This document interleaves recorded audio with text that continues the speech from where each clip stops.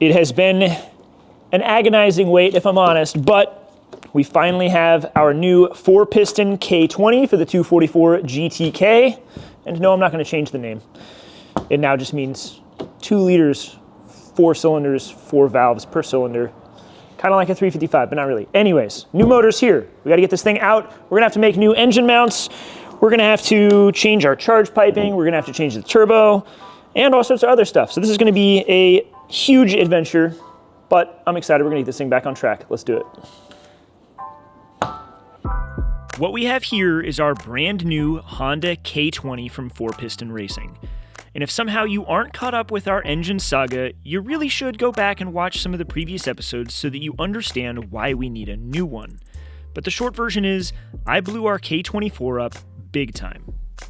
But if you're wondering why we'd give up nearly half a liter of displacement with our new engine, that's a fair question. But the simplest answer is that the K20 is a square engine. The bore and stroke are the same, in contrast to the undersquare nature of the K24, and while that's not why our last engine failed, it's definitely a contributing factor to overall load, wear, and tear on an engine. And this one, I hope, will last considerably longer.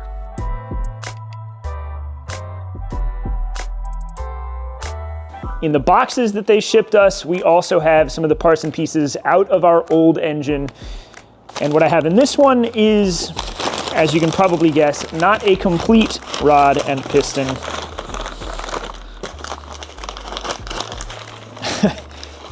That's what caused our headache right there. So a little bit broken, a little bit of oopsies. You can see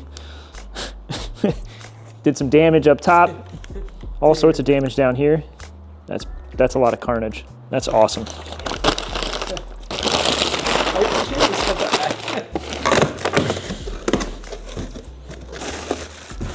No, that's our kaboomed oil pan.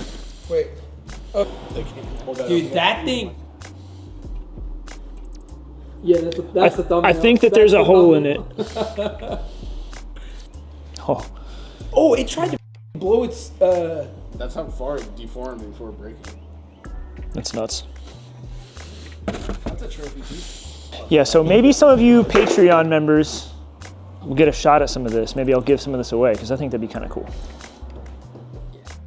And trust me, we're going to take a closer look at those engine parts and discuss the failure closer to the end of the episode, because I know a ton of you guys are curious about what actually happened. But at the moment, let's turn our attention to the new engine and talk a little bit about what it is that we've got. This engine began life as a Honda K20A2, originally used in the 02 to 04 Acura RSX Type S. Originally, this motor had a power output of 100 horsepower per liter, or 200 horsepower on the money. But this particular unit is going to make a whole lot more than that. Believe it or not, it's still capable of producing 1,000 horsepower. But all I'm going to ask of it for the time being is a simple 500 or 600 horsepower so we can begin testing and refining the car. But if we want to do that, there are a couple of hurdles we've got to clear first. So, there's going to be a number of things about this engine we're going to have to change because, as a reminder, this is a K20 instead of the K24 that we had before. Now, it does have a K24 cylinder head still, but down here there's a lot of differences, and I don't even know what they are because I'm not a Honda guy, I just use a Honda engine. The first one that I can tell is we've got to change some oil system stuff around. They've set us up with a factory oil filter, but we are going to use a remote oil filter. We're going to stick with our Clearview system that we had before. We're going to find a block-off system for this. I think this port up here must be the oil return for the oil cooler, if I had to guess, but I'm, again, not sure. Got to do some research. We've got to change our front engine mount. I want to get some of our other parts and pieces on here. Thankfully, all of the cylinder head stuff will still fit, our manifold. All that stuff's usually interchangeable, but some of the coolant stuff's different. So, yeah, we're just going to make some adjustments and start putting all of the parts from the old motor on this thing. We'll get them cleaned up at the same time and just kind of figure it out as we go. I think my first plan of attack is to just get all of the holes filled up here. That sounds fucking terrible.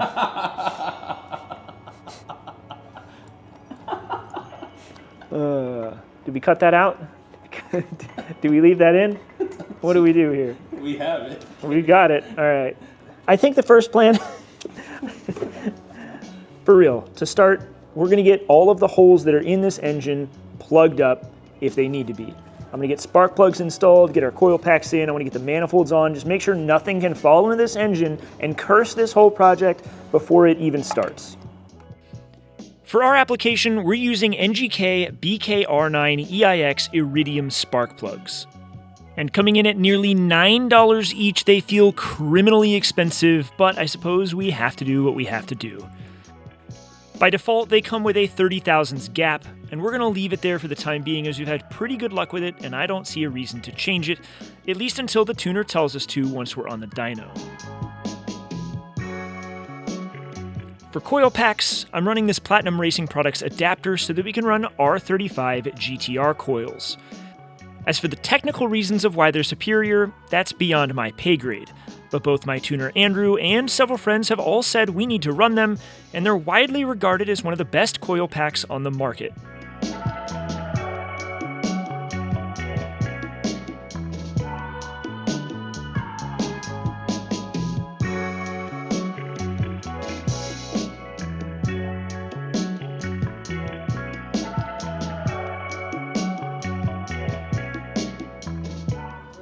I know you guys have two questions right now, and the first one is this necessary? No, but I'm not going to put my entire engine back together and not have it look as good as possible. Second is you're wondering, is glass cleaner the right cleaning agent for coil packs? And little known secret, no, it's not. It's the correct cleaning agent for glass. But once again, it was the closest cleaning product, and while I'm picky about having them be dirty, I'm not picky about what I clean them with.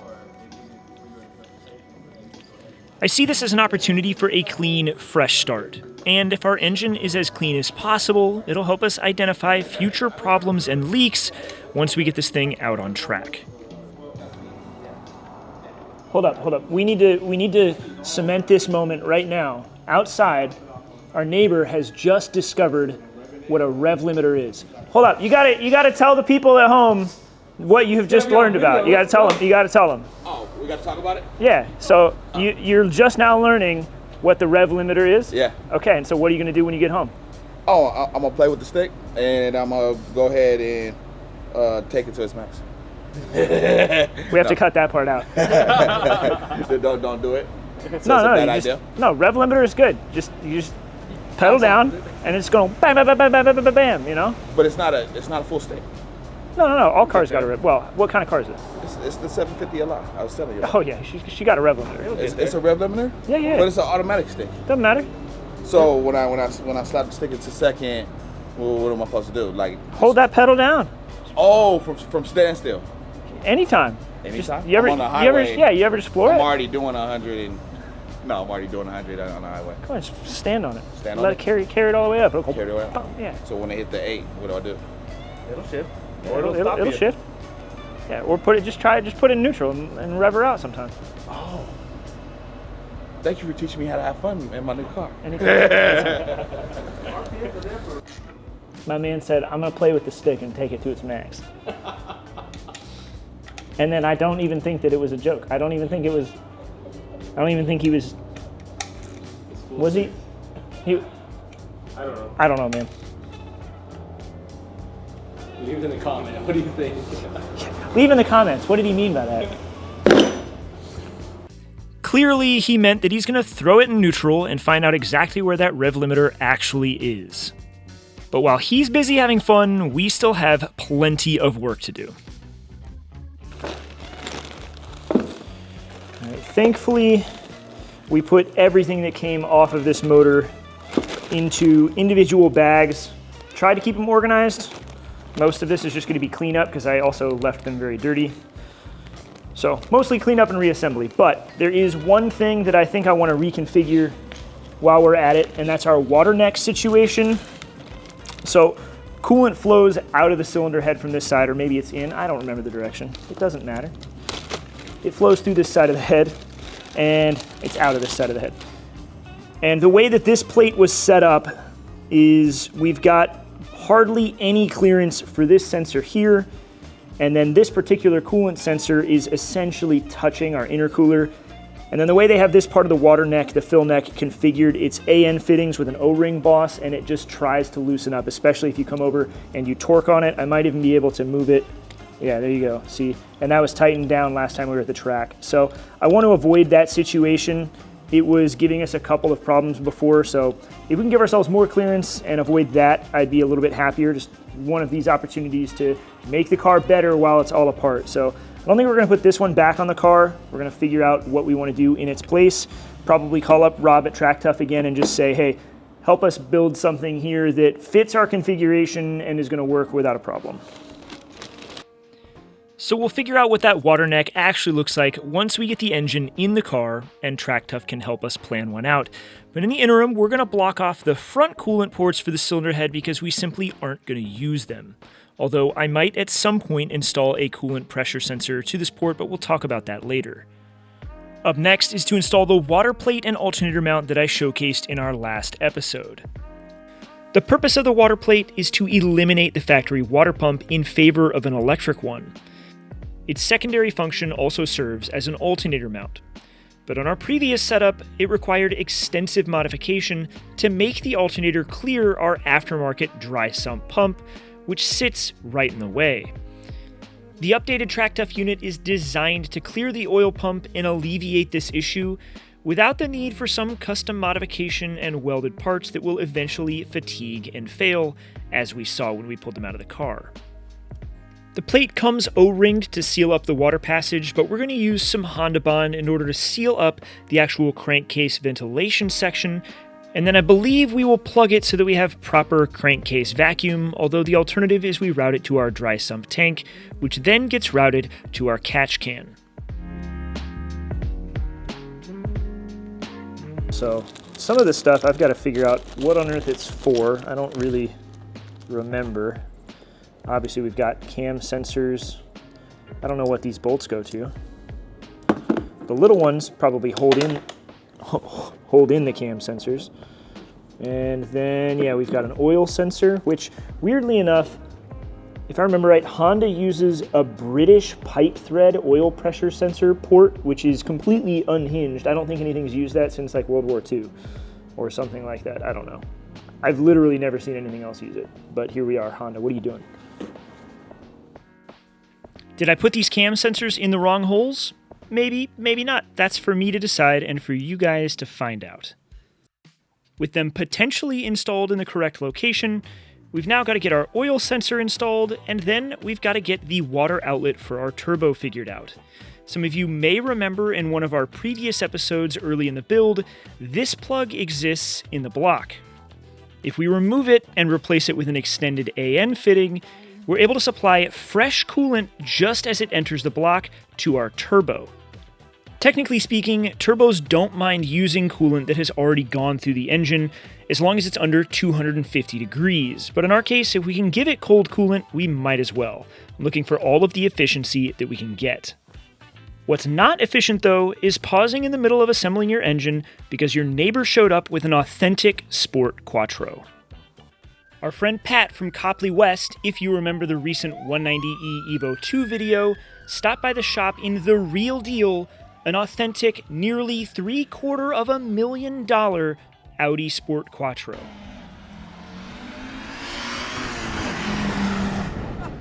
And yeah, as you might guess, I got to go for a ride. And this is, without question, one of the coolest cars I have ever been inside of. If this isn't a huge motivating boost to get my own Audi project back on track and finished, I don't know what is, because this car is an outright icon. The sounds that it made were incredible, and I mean, just look at it. This has to be a once-in-a-lifetime experience for someone like me, and I can't thank Pat enough for taking me out and around the block in a true motorsport legend. The guy was scooting behind you, we were like, go, catch up. We were cracking the car. Because we were like, catch him. I got my Wawa plate frame. Yeah, I just saw that. Cool. That was hilarious.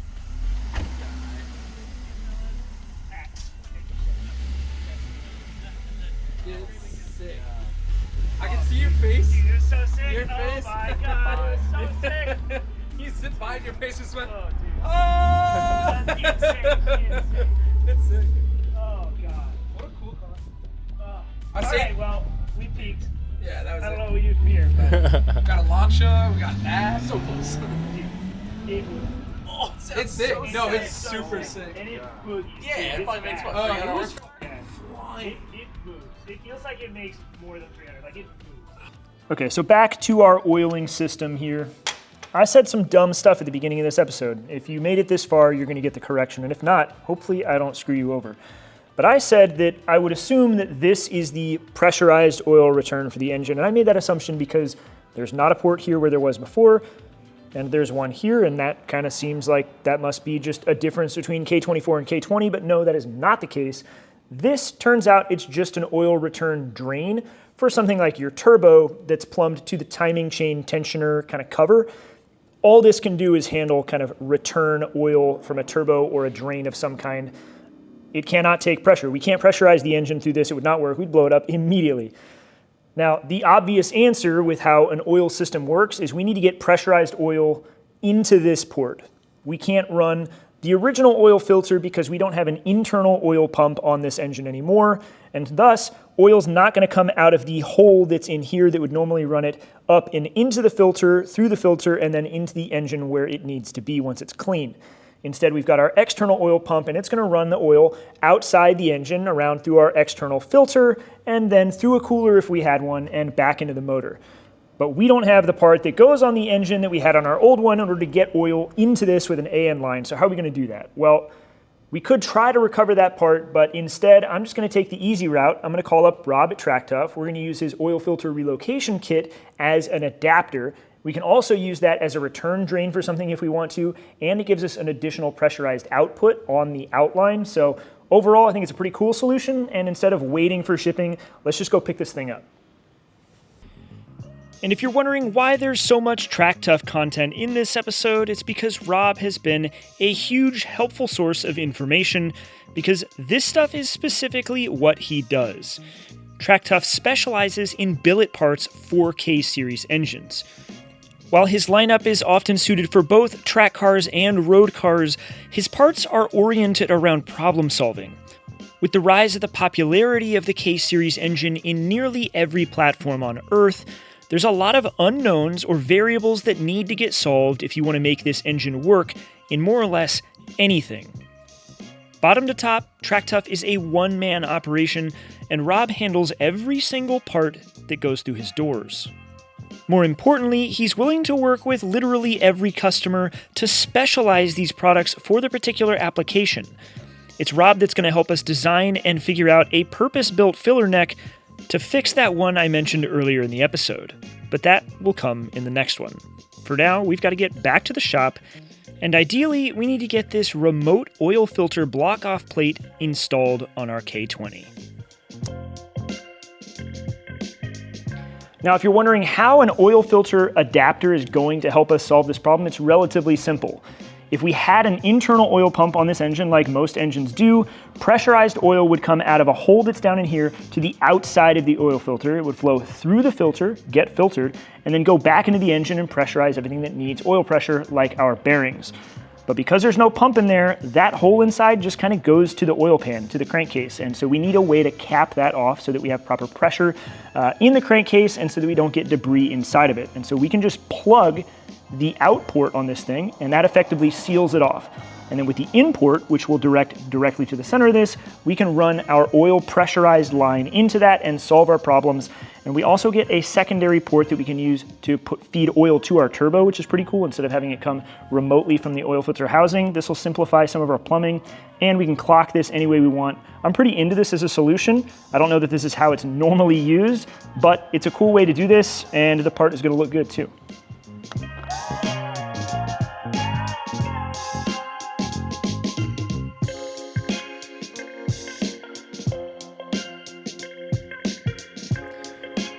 One final kind of cool touch on this is that Rob also included provisions to safety wire this whole thing together so that it can't come undone under some freak accident and absolutely destroy your engine by losing all your oil pressure.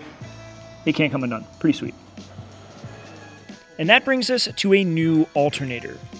Initially, we were running a K-Series alternator, but once I installed it with our new water plate bracket, It was fouling on the oil pump, and that left me scratching my head considering this entire new setup was designed specifically to avoid this. But as it turns out, I just didn't really read Rob's instructions very well because this kit is designed to use an S2000 alternator, and there's an important but subtle difference between the two.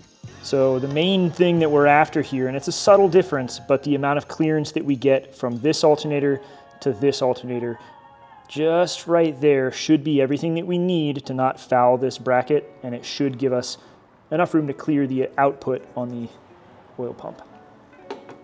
The only change required is the fact that the S2000's alternator has a larger boss in the casting on one of the ears. So I spent maybe 2 or 3 minutes cleaning it up on the belt sander, and it fits into Rob's bracket just fine. In the top ear of the alternator, a small sleeve goes into place to size it down appropriately to fit into the rod end of the tensioner. The original S2000 pulley even works, but I'll probably still swap it out for our aluminum one just to free up some rotating mass. So it's pretty clear that Rob knows what he's talking about when he says use an S2000 alternator for more clearance, because I'm betting in that last shot you couldn't really tell the difference between the housings, but the amount of room that I have available to me now went from interference. The alternator before was literally touching this fitting here, and now I can fit my finger in there, and that's with the tensioner in the exact same spot. So we just gained a ton of adjustment. Now we can actually tension our belt, and we'll get a little bit more clearance for the fitting that's got to go in here. And for clarity's sake, to explain, previously the tensioner was all the way in and the alternator still fouled on the oil pump, which means that the alternator could move neither in nor out, which gives us no ability to tension the belt once installed. But with this S2000 alternator fitted, we have plenty of room to adjust and tension the belt appropriately. And it has a higher output to boot. Looking the right size, look at that. Oh, she's beautiful. Just tension her out. You'll love to see it. You'll love to see it. Problem solved. Love it. Done. Minus a nut. We need a nut. 2 nuts. 1 there too. Now the other thing that I want to figure out is the amount of room we have available for a fitting. I don't have any ORB 1690s around here, but I've got 2 different style of 12s, a normal ORB Forge 90 and then a super low profile one. Effectively, they're the same thing. Holding up a normal one, it looks like, if we imagine that's seated, it would sit about there. There's still plenty of room, so I think a normal 16 would fit, but if I'm using the super low profile as an example, I mean, there's tons of room here. There's no question that a 16 would fit, and I'm gonna look up, I wonder if anybody carries a -16 ORB on the ORB side and then a -20 male side, because this part of the cooling system is -20 and it's gonna have to go to that, but worst case, we'll just put an adapter, stack them and get it where we need to be. But plenty of room, way more room than we had before. All around, this setup works way, way better. And what's also cool about the S2000 alternators, same plugs as the K series. It's literally gonna plug right in, bolt in, everything, no changes. So we've got most of our parts and pieces fitted to the engine, and all that's left is one final component aside from the clutch and flywheel and transmission before this thing can go in, and that is the intake manifold. I'm sure most of you remember our beautiful carbon fiber Prackworks manifold, and I've yet to have a single issue out of this thing, so we're going to be sticking with it. I spent a lot of time cleaning all of the grease and grime off of it following our last outing off track, and I'm happy to say it's holding up beautifully. It is admittedly a tight fit to get the engine into the car with the intake manifold on, but I just couldn't help myself because I want to see this thing fully dressed.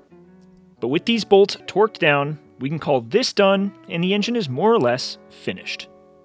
Now let's talk about what happened with the K24. You guys have been asking nonstop, very understandably, what on earth failed? Do we know? We need some answers. I have the internals from the engine, and we get a good look at what else kind of went wrong. You guys saw the rod end that we found trackside, and honestly, what I was operating under after finding this is that we spun a bearing. It's got a very serious heat signature on it, and it's very gray at the bottom. Pretty solid guess that we stuck a bearing, and especially kind of going with the data that we have where we lost oil pressure over the course of about a minute from 95 psi to 45 psi at the moment of explosion, kind of told us we stuck a bearing, lost clearance, had our pressure taper down until it gave up. And that's kind of what I've expected this entire time. Now, 4Piston sent us some of these parts back so we can actually check them out. And this thing is insane to look at. Absolute carnage. Bottom of the piston is totally pulverized. It made contact with the valves on the top side. It caused all sorts of damage. Why did it do this? Well, as said, it could be the stuck bearing. We know that we spun a bearing, but the question is, why did we spin a bearing? Either we had a bearing failure, or the other hypothesis at the moment from the guys at 4Piston is that we blew the head gasket and had water ingress into the cylinder and hydrolocked it. And that bent the rod, stuck the bearing, and then things went south and we blew it up. Definitely a possibility. And if that's what happened, then we need to kind of try to future-proof that. And the one thing that kind of cripples us in this moment is we don't know for certain because we don't have a coolant pressure sensor on my engine. And that's something we're going to change moving forward. If we had that, we could look at what the pressure was the entire time and know that if we had a pressure spike and blew that head gasket, that is the culprit. At the moment, all we can do is look at our coolant temperatures, which don't reveal anything, and we can look at our exhaust gas temperatures to see if they reflect water entering the cylinder. We don't see anything there, but that's not really conclusive. The guys at 4Piston have said that they looked at the next cylinder and that they find that the rod is bent. My eyeballs aren't good enough to see it, but I also don't know how they're testing that, and I'm not an engine builder. All I can do is trust the professionals. That's why I gave them my money to begin with, and that's why I gave them money again for this new K20. Ultimately, I am excited that we have these parts because it's pretty cool to see this, and it allows us to learn something and build a better car. Are we going to learn a lot from it? I don't know. Ultimately, I think what we have here is a perfect example of a freak accident while racing. We knew this would happen, and if you look at any of the YouTube channels out there of other guys that go racing all the time, they blow their stuff up constantly. That's kind of what happens when you're asking this from an engine. Is it going to blow up again? Definitely, at some point. I know we'll blow up another engine, we'll blow up another transmission, we're going to break all sorts of stuff. That's the process of what we're doing here to build a better car. It doesn't mean that K-Series suck or that our platform's not going to work. It just means that we are going through teething pains, and ultimately, I'm just grateful we've got 4Piston here to help us understand some of the problems and make adjustments, like going to a 2-liter instead of a 2.4, so that this thing will last longer and hold up. And ultimately, I have learned that we can run higher boost pressure and string the engine out a little bit more and actually have more power and more reliability with this smaller engine than we would with a 2.4 liter. So what are we going to do with this stuff? Well, honestly, I think these would be pretty cool giveaway items to some of our Patreon members. I haven't decided how to do that. I don't want it to just be a, hey, buy stuff and you can get a chance to win. I want this to go to some guys that really care about it. And a lot of the Patreon members are super supportive of this project. So I'm going to try to come up with a way to give this away to them, or if you guys want to join in and on the fun. And it's a good way to see what's going on behind the scenes. It gives you access to our private lounge on the Discord channel, which the channel as a whole is open to everybody. Come join in the conversation. We're always in there talking shop. The private lounge gives you all the behind the scenes information of what's going on here in the shop. I'm showing off the projects early, what's kind of going on, what's coming up in upcoming episodes. I post episodes early, all that good stuff. And of course, then there's the upcoming project, the big crate, the most expensive thing I have ever purchased, but also without question, the coolest thing I've ever purchased. I'm excited for that project. It's coming up soon, probably another month and a half, maybe 2 months before we're ready to go live, but we're working diligently. But if you want to know what it is before it goes live, they already know. They already know what engine we're doing, all that good stuff. It's going to be sweet. So if you want to show some support for the channel, head over to the Patreon. If not, I just appreciate you guys watching, and I'll catch you guys in the next one. Hopefully we'll have an engine ready to go into the car, and I'll see you then.